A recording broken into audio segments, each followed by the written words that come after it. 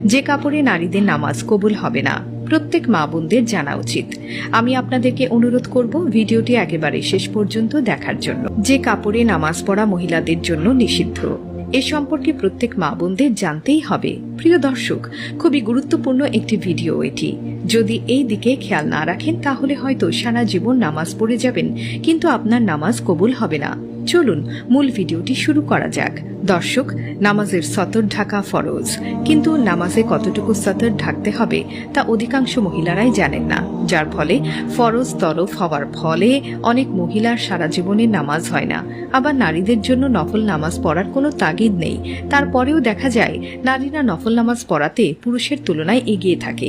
কিন্তু অনেক নারী কোনো ওজর ছাড়া বসে বসে সব নামাজ আদায় করে থাকেন। নারী পুরুষ যে কারোর জন্যই প্রয়োজন ছাড়া বসে বসে নামাজ পড়লে তাদের নামাজ হবে না। বিশেষ করে ফরজ নামাজ অবশ্যই দাঁড়িয়ে আদায় করতে